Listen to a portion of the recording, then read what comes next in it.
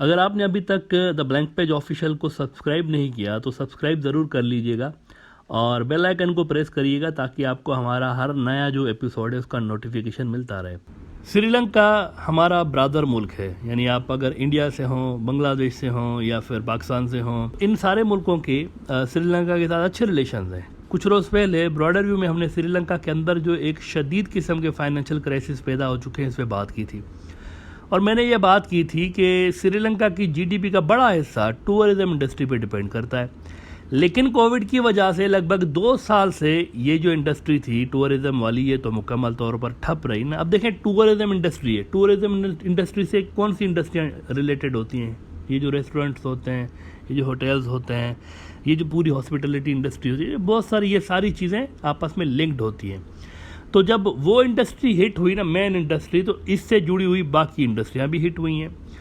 और जब ये कोविड के क्राइसिस कुछ ख़त्म हुए तो क्या हुआ, सबको उम्मीद थी कि यार अब खुलेंगे ये सारे होटल्स और ये सारी चीज़ें खुलेंगी, लेकिन एन उसी टाइम पर रशिया और यूक्रेन की जंग छिड़ गई।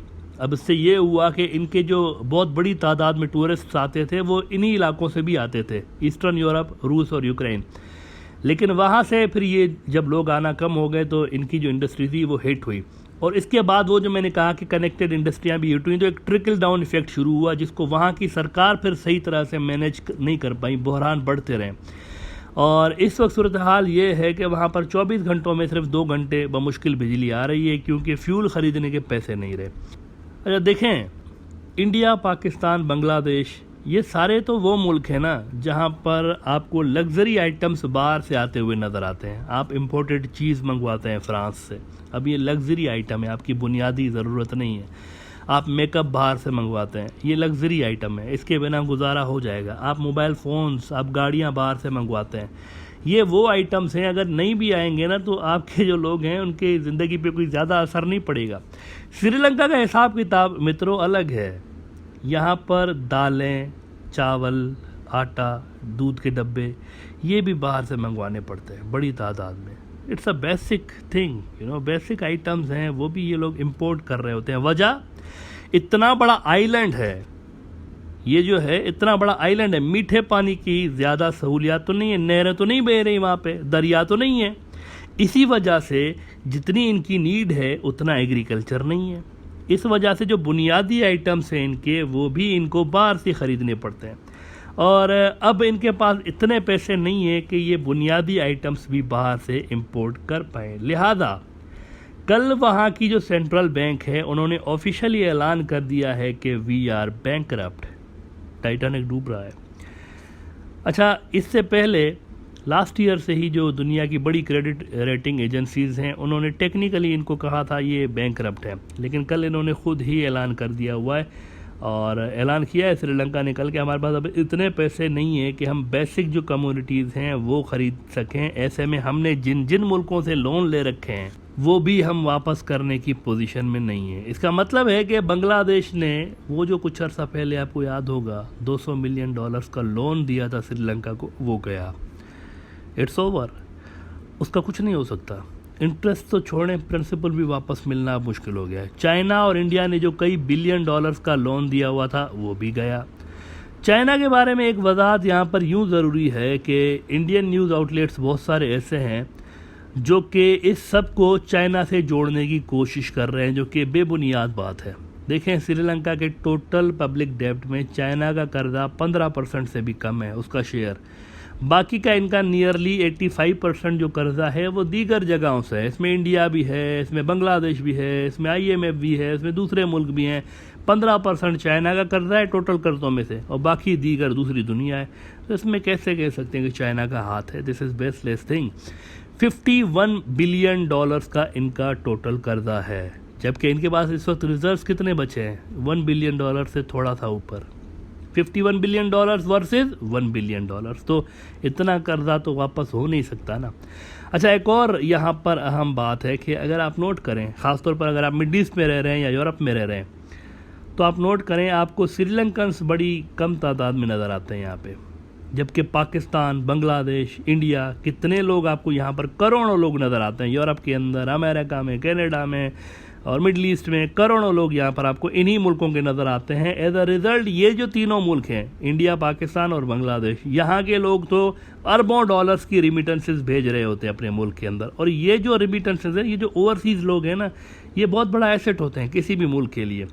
ये जब अपने मुल्क के अंदर पैसे भेज रहे होते हैं तो इनके जो वहाँ पर फैमिलीज़ होती हैं वो तो लोकल करेंसीज में कन्वर्ट करा के लेती हैं ना, लेकिन ये सारे पैसे डॉलर्स में उस मुल्क को मिल रहे होते हैं। वो जो मुल्क होता है ना, जैसे इंडिया की अगर किसी बंदे ने बाहर से पैसा भेजा तो इंडिया उसको अपनी करेंसी देगा मुल्क के अंदर, लेकिन वो डॉलर्स उसको इंडिया अपने पास रख लेगा। इससे फिर उनके रिजर्व्स भी मेंटेन रहते हैं, उनकी जो रुपी होती है या उनकी जो टका होता है उसका वैल्यू भी मेंटेन रखता है। लेकिन श्रीलंका के लोग आपको ज़्यादा नहीं मिलते। इसकी वजह से फिर ये देखें कि इनकी जो फॉरेन रेमिटेंसेस हैं वो भी काबिल ज़िक्र नहीं है। हाल ही में श्रीलंका ने इंडिया और चाइना से क्रेडिट रिलीफ की बात की है, लेकिन दोनों ही मुल्कों ने कह दिया है कि क्रेडिट रिलीफ तो नहीं देंगे, हाँ क्रेडिट लाइन दे सकते हैं आपको। इसका मतलब है मज़ीद कर्जा, यानी आप जो चाहें आप ख़रीद लें, किसी भी मुल्क से ख़रीदें, हमसे ख़रीदें, और बाद में आप हमें पेमेंट इसकी कर दीजिएगा, आपके बिहाफ पे फौरी तौर पर पेमेंट हम करेंगे। ये होती है क्रेडिट लाइन। लेकिन वो चाह रहे हैं श्रीलंकन्स कि हमें आप क्रेडिट रिलीफ दे दें, लेकिन ये कोई परमानेंट सोल्यूशन नहीं है ना क्रेडिट लाइन। मसला ये है, आप मज़ीद कर्जा अपने ऊपर चढ़ा लेंगे तो इससे कोई सोल्यूशन होगा नहीं इसका। नाउ व्हाट नेक्स्ट, आगे क्या होने जा रहा है? देखिए, श्रीलंका दुनिया का कोई पहला मुल्क नहीं है जो कि बैंकरप्ट हुआ हो। इससे पहले और भी मुल्क बैंकरप्ट हो चुके हैं। This is not the end of the story. ऐसा नहीं श्रीलंका खुदा न खास्ता ख़त्म हो गया या इस तरह नहीं है। लुबनान भी इससे पहले बैंकरप्ट हुआ था। अब होने क्या जा रहा है देखें, तकलीफ़देह चीज़ होगी, लेकिन श्रीलंका को कड़वे घूंट कुछ भरने पड़ेंगे।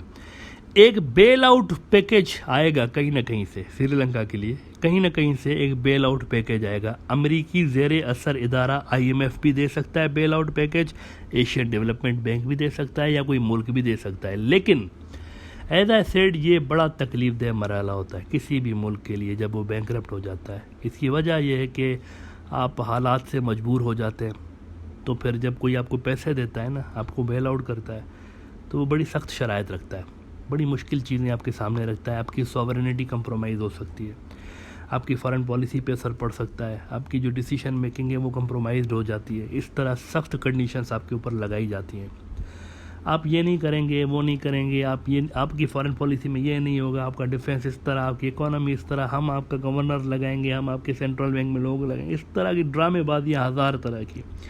तो आपके मुल्क के ऊपर आपकी जो ग्रिप है वो थोड़ी सी ढीली पड़ जाती है, और ये बड़ा ही एक मुश्किल मरहला होता है। श्रीलंका के साथ देखें, ब्रदर मुल्क है हमारा, लेकिन इसके साथ जो भी हुआ है इसमें सबसे बड़ा जो ताल्लुक़ है ना, वो मतलब मैं कहूँगा कि ये जो कोविड आया ना, इसने दरम भरम कर दिया। अगर आप पिछले 2 साल देखें, दुनिया बंद ना होती ना, तो श्रीलंका शायद इस हाल में नहीं होता। देखिए, इनकी इकोनॉमी इतना बुरा परफॉर्म नहीं कर रही थी कि ये बैंकरप्ट हो जाएं। कोविड से पहले नहीं कर रही थी इतना बुरा। ये जो सारा कुछ हुआ है ना, बुनियादी तौर पर ये दुनिया के हालात की वजह से श्रीलंका भी इस तरह हुआ है। और जब दुनिया बंद हो गई तो ये तो वो मुल्क था जो कि बुनियादी चीज़ें ही बाहर से मंगवाता था, और इसकी GDP का बड़ा हिस्सा गैर मुल्की सयाहों पे डिपेंड करता था। तो ये तो दोनों सोर्सेज ही उसके हिट हुए ना, बड़े बुरी तरह से हिट हुए। तो नतीजा ये आ गया आपके सामने। स्ट्रेटजिकली श्रीलंका अहम तरीन लोकेशन पे वाक़ है, तो यकीनी तौर पर मुझे उम्मीद है कि कोई ना कोई बेल आउट पैकेज आ जाएगा। लेकिन देखना यह है कि उसकी कंडीशंस कितनी सख्त होती है, ये देखना बाकी है। इंडिया, पाकिस्तान, बांग्लादेश तीनों के साथ इनकी दोस्ताना इनके ताल्लुकात रहे हैं, तो दुआ यही करनी चाहिए और उम्मीद भी करनी चाहिए कि इनकी जो मुश्किलातें हैं वो कम होंगी।